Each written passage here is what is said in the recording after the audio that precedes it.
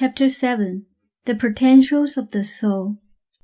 It seems to you that you have only one form, the physical one that you perceive, and no other. It also seems that your form can only be in one place at one time. You have indeed other forms that you do not perceive, and you also create various kinds of forms for various purposes, although you do not perceive this physically either. Your main sense of identity is involved with your physical body, so that it is, for example, extremely difficult for you to imagine yourself without it or outside it or in any way disconnected from it. Form is the result of concentrated energy, the pattern for it caused by vividly directed emotional or psychic idea images. The intensity is all important. If you have, for example, a highly vivid desire to be somewhere else, then without realizing it consciously, a pseudophysical form, identical with your own, may appear in that very spot. The desire will carry the imprint of your personality and image, even though you remain unaware of the image or its appearance in the other location. Though this thought image usually is not seen by others, it is quite possible that in the future scientific instruments may perceive it. As it did, such an image may be perceived by those who have developed the use of the inner senses. Any intense mental act, thought, or emotion will not only be constructed in some physical or pseudo-physical manner, but will also bear to some extent the imprint of the personality who originally conceived it. There are many such incipient or latent forms. To help you imagine what I am speaking of, you might think of them as ghost images or shadow images, though this is only for the sake of analogy. Forms, for example, just beneath, that have not emerged completely into physical reality as you know it, but are nevertheless vivid enough to be constructed.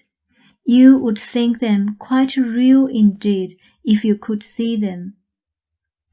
Each individual actually sends such replica images of himself out frequently, though the degree of the materialization may differ, some forms, for example, being more or less shadowy than others. However, these forms are not mere projections, flat images. They have a definite effect upon the atmosphere. They make room for themselves in ways that are rather difficult to explain, although they may coexist at times with physical objects or shapes, or may even be superimposed upon these.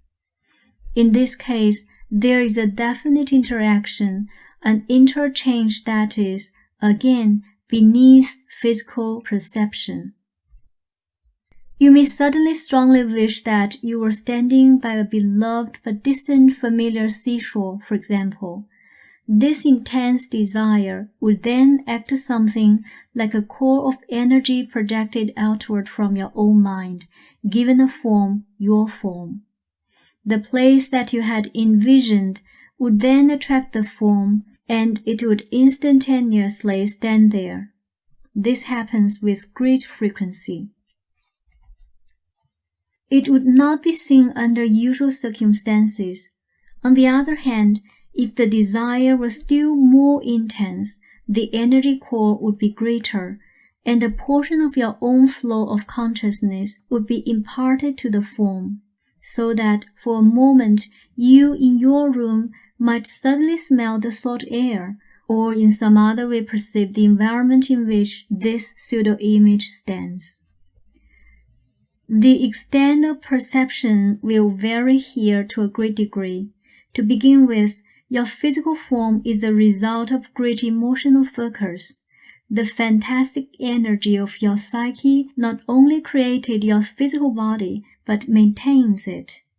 It is not one continuous thing, although to you it seems permanent enough while it lasts. It is nevertheless in a constant state of pulsation, And because of the nature of energy and its construction, the body is actually blinking off and on. This is difficult to explain, and for our present purposes, it is not entirely necessary that you understand the reasons for this pulsing. But even physically, you are not here as often as you are. Your emotional intensity and focus create forms beside your physical body. However, their duration and degree are dependent upon the intensity of any given emotional origin. Your space is therefore filled with incipient forms, quite vivid, but beneath the regular structure of matter that you perceive. These projections, then, actually are sent out constantly. Some more sophisticated scientific instruments than you now have would clearly show not only the existence of these forms, but also vibrations in varying waves of intensity surrounding those physical objects that you do perceive. To make this clearer, look at any table in the room before you. It is physical, solid, and you perceive it easily. Now, for an analogy, imagine, if you can, that behind the table is another just like it, but not quite as physical, and behind that one another, and another behind that, each one more difficult to perceive, fading into invisibility. And in front of the table is a table just like it, only a bit less physical appearing than the real table. It also having a succession of even less physical tables extending outward, and the same for each side of the table. Now, anything that appears in physical terms also exists in other terms that you do not perceive. You only perceive realities when they achieve a certain pitch, when they seem to coalesce into matter, but they actually exist, and quite validly, at other levels. There are also realities that are relatively more valid than your own. In comparison, strictly for an analogy, for example, your physical table would appear as shadowy in contrast as those very shadowy tables we imagine. You would have a sort of super table in those terms. Yours is not a system of reality formed by the most intense concentration of energy, therefore. It is simply the one you are tuned into, part and parcel of. You perceive it simply for this reason.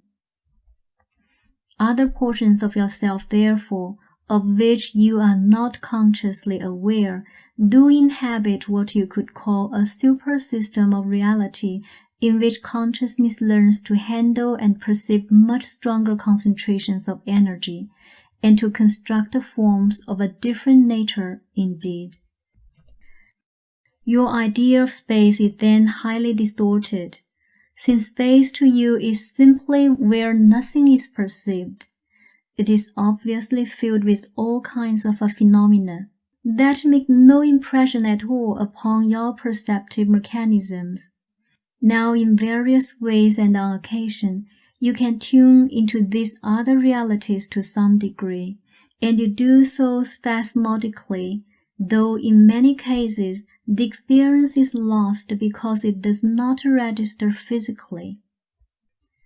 Think again about this form that you sent to the ocean side.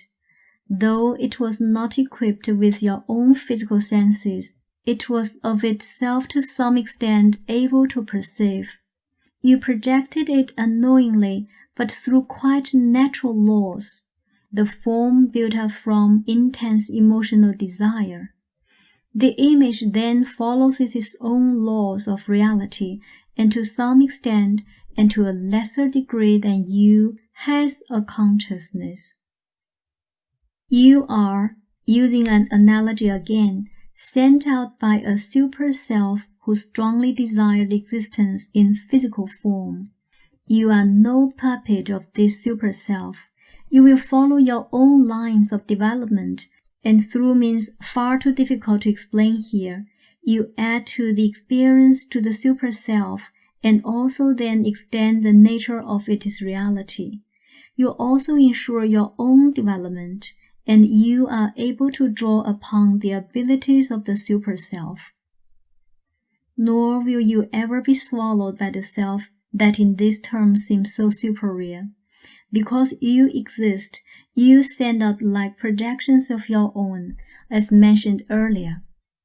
There is no end to the reality of consciousness, nor the means of its materialization, nor is there any end to the developments possible for each identity. Let me make it clear once again. Your present personality, as you think of it, is indeed indelible and continues after death to grow and develop. I mention this again in the middle of our present discussion so that you do not feel lost or negated or insignificant. There are obviously an infinite number of gradations in the types and kinds of forms of which we have been speaking. That energy which is projected from our super-self, that spark of intense identity that resulted in your physical birth, that unique impetus, in the one way has many similarities to the old concept of the soul, except that it contains only a part of the story. While you continue to exist and develop as an individual, your whole self or soul has such vast potential that it can never be expressed fully through one personality, as somewhat explained in one previous chapter. Now, through very intense emotional focus, you can create a form and project it to another person who may then perceive it. This may be done consciously or unconsciously, and that is rather important. This discussion does not concern the so-called astral form, which is something entirely different. The physical body is the materialization of the astral form. It does not desert the body for any length of time, however, and it is not this that is projected in cases like the seaside analogy used earlier. You are presently focused not only in your physical body, but within a particular frequency of events that you interpret as time. Other historical periods exist simultaneously, in forms quite as valid, in other reincarnational selves. Again, you simply are not tuned to those frequencies. You can know what happened in the past and have histories, because according to the rules of the game that you accepted, you believe that the past but not the future can be perceived. You could have histories of the future in the present if the rules of the game were different. In other levels of reality, the rules of the game change. After death in your terms, you are quite free perceptibly. The future appears as clear as the past. Even this is highly complicated, however, for there is not just one past. You accept as real only certain classifications of events and ignore others. We have mentioned events. There are also probable pasts, therefore, that exist quite outside your comprehension. You choose one particular group of these and latch upon this group of events as the only ones possible, not realizing that you have selected from an infinite variety of past events. There are then, obviously, probable futures and probable presents.